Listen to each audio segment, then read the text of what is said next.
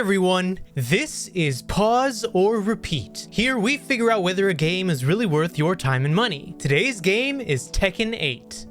Tekken is a series that has been around since 1994. However, the last Tekken game was released back in 2015, so clearly Bandai Namco felt like now was the time to return to the series. But is now a good time, or will the game feel left in the dust compared to other fighting games on the market? To start off, let's look at the gameplay.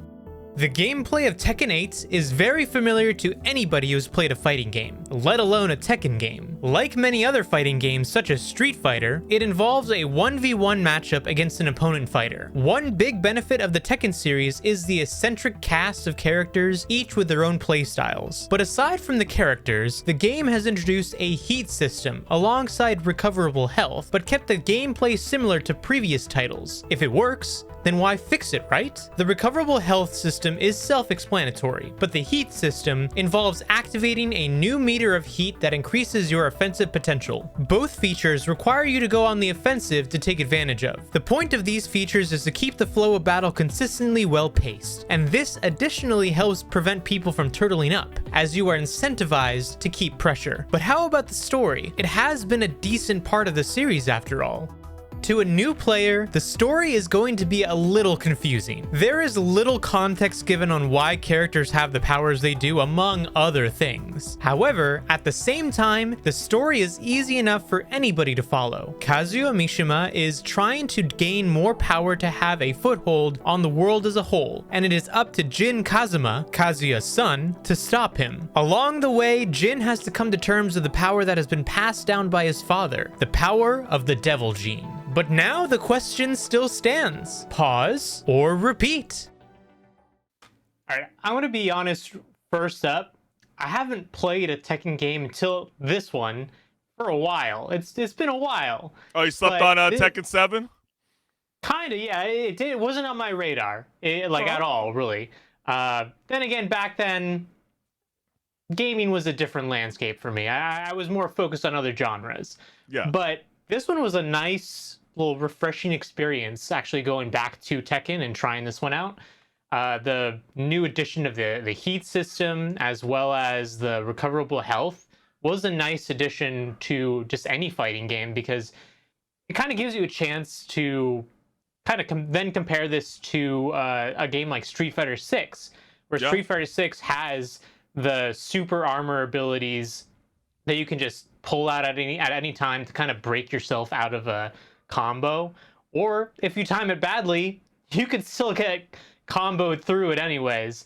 But yeah, this one, it was a great time playing it. I had a fantastic time from start to finish. The game feel itself, just whenever a punch or a kick or anything contacts the opponent, just makes you feel like, yes, I did some damage. Yeah, I'll give you that. It does feel like a slug fight. I mean, you know, you can certainly win a bout or two by button smashing, that's for sure. But I don't know. I mean, when I'm playing Tekken 8, I just don't feel like it reaches the height of like recent rivals, like you referenced. You know, Street Fighter, you got the likes of Mortal Kombat. You know, this is a really tough competition. But, you know, I have to give it to you know, the Namco's new heat system is a great addition, and you got over 32 fighters and over 16 battle stages to fight up against, and 3 brand new faces. That is really, really exciting, and I think the greatest feature with Tekken 8 is their online play. That is gonna be the bread and butter to this entire game and for the future of the franchise, because I feel like the story, it's cool, but you know, I said, you're confused halfway through the story if you haven't kept up, because I had to go and actually watch a video recapping some of the previous games for it to make sense for me. And that's why you kind of understand why the likes of like Mortal Kombat, for example, felt the need that they needed to restart, revamp, go into a different universe, because they understand there's a whole new generation of gamers that don't know the whole history timeline, and how do we engage with them? Well, we got to bring stuff new to the foyer. You know, I don't know about you, Henrik. I know there are over 16 battle stages, but some of them kind of feel a bit lackluster. A lot of people, in the gaming media did reference, like Arena Underground, for example. Super boring, dark, open format. What is this? Like the final stage in Super Smash Brothers? Like, what are we doing? And then Hey, at the same time, Chris, fighting gamers are a different breed when it comes to the stages themselves. A lot of people who play fighting games, they want simplicity. They don't need fancy schmancy.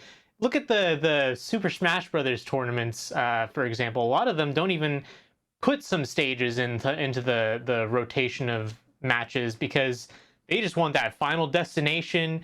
It's just a platform with two sides, and that's it. Yeah, but it's like, if you're gonna be charging like $70+, sorry, like that, we're gone with the past when it comes to those kind of things. I'm sorry. When Injustice 2 feels like a bit more refreshing than Tekken 8, that's a problem. Injustice, it does. I would say Injustice 2 feels like a lot more fun game after a couple weeks going into Tekken 8 than this one. I'm sorry. Like, for me, this is a definite pause. I wouldn't be continuing on with this game. Yes, I do know that the button smashers out there are going to be loving this game. They've been trying to combat that because of the new heat system, which really you have to hit it with the right opportune strike to really kind of fulfill those kind of heat strikes throughout the game, which I think is really, really cool. But well, Chris, you don't have to be a button smasher in this game. There's a system just specifically for you where you can kind of simplify your combos, but you can still make it feel like you're doing something great. Is this you like might get countered by people, but you'll feel awesome at the same time. Are you teasing me about those accessibility features that feel like MLB The Show, where it's like X to pass, square to square to hit? Kind of removing all the extra features. Do you want a line drive hit? Do you want a ground ball? Do you want to try to go for the home run? Is that what you're trying to tell me? I don't know. We'll see how long the online play carries out. You got a lot of multiplayer games that are really excelling in the year 2024, and I'm still going to stand by that. Tekken 8, the biggest thing that's going for this game is the online play. I just don't know if the concurrent players are going to be sticking around when it comes to the summertime. I feel like this game is going to be very lost and forgotten by the time late May comes around. And for me, that is kind of like one of the main reasons why, I don't always play all these kind of style of fighter games, but this one just doesn't quite hit. But then again, it's not for everyone, like Henrik the Wreck is suggesting. I mean, at the same time, I will say this, though. This series, for the first time, is doing a live service. And the benefit to that is they kind of can update the game and add in more. No, no, that is not a benefit. Those are called patches. They've been doing that without a live service. There's not a benefit to that. You are saying literally every Tekken fan's worst fear for this franchise because they never experienced a live service to their beloved franchise. And so now stuff like cosmetics, in-game items that used to be given to you in the game, now is something that, if you want it, you can pay for it. It's a play to earn. I got corrected before the show. It's not a pay to play. It is a play to earn. But gosh, I guess who would have thought, like Mario Kart, right, that there would ever be DLCs with that franchise. So, things do evolve. And, whether that's a knockoff, I don't quite think so, to be real.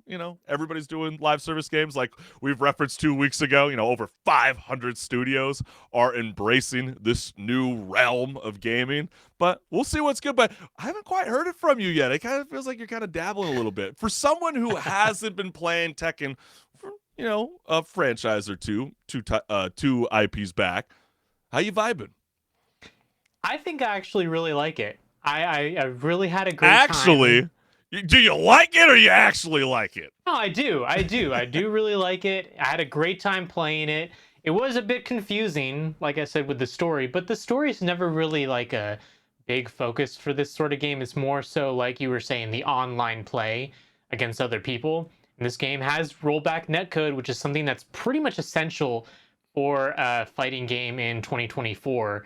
And that makes it actually enjoyable rather than not having rollback netcode, where it's also very if someone enjoyable. Doesn't have a great connection, you're not gonna have a good time if it doesn't have that. That's true too, but what's also enjoyable, which is a big credit to Namco, which is basically the cues. You know, you could get a rematch really fast, and you know the lag is not very jittery at all. That's a major plus because I know that's been Yeah. a big debate with the fighting community, especially with like how rapid fire and how you got to parry and block, you know, and you got a bad connection. It's like, well, what the hell am I playing online play for? If we're Exactly. not getting that like kind of real time movement, it completely defeats the purpose. So that is a great movement, but I still feel like these fighter games need to evolve. They need to do what Street Fighter's doing.